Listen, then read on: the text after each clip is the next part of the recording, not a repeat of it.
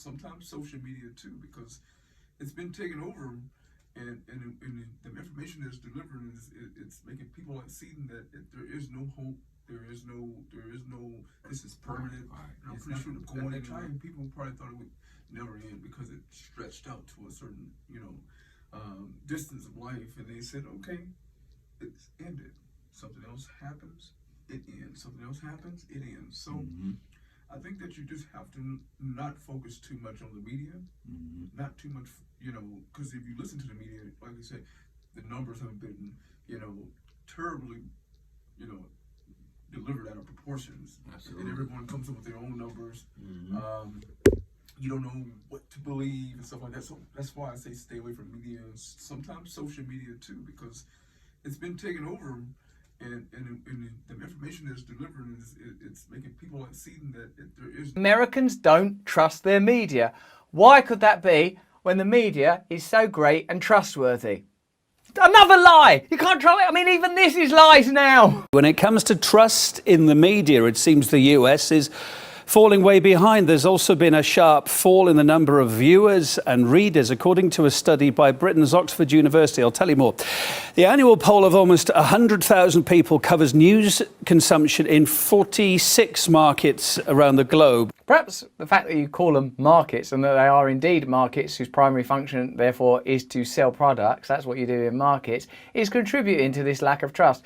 If what media does primarily is serve their advertisers and partners in big business rather than conveying truthful information to the recipients of that data, then obviously trust is going to break down. This story came to our attention because high-profile news media figures like Tucker Carlson and Rachel Maddow are now understood legally to be opiners and performers more than they are conveyors of news and information. Again, our friend Glenn Greenwald revealed a court recently ruled during a defamation case that Rachel Maddow's viewers know she offers exaggeration and opinions, not facts. This follows a similar case involving Fox News, which argued, you stand on COVID passports. Do you think vaccines should be made mandatory? Do you think it should be sufficient to show proof that you've recently had a negative test or recently recovered from the virus? Or do you think the government should stay out of your private business? And will they use these passports as a way to create the dystopia we've always feared was on the horizon? Thousands of demonstrators came out on Saturday in Paris to protest against stricter anti-COVID measures.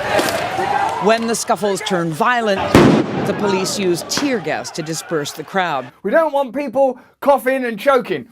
Have some fucking tear gas! Ah, right, why are you not wearing a mask? But that public anger didn't deter French legislators.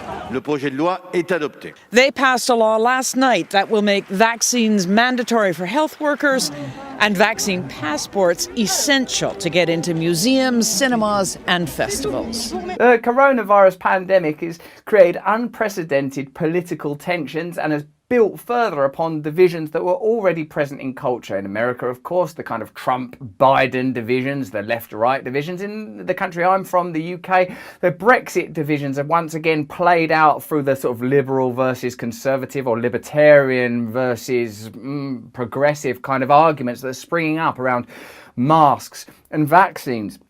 Wherever you stand on this issue, it seems that unprecedented legislation is being introduced, and this is something that we should certainly be mindful of. Even if you're a person who thinks, absolutely, we must have vaccines, the coronavirus has created a unique situation and we need to respond to it uniquely. The erosion of civil liberties is always something that should be viewed in a circumspect, judicious and cautious manner.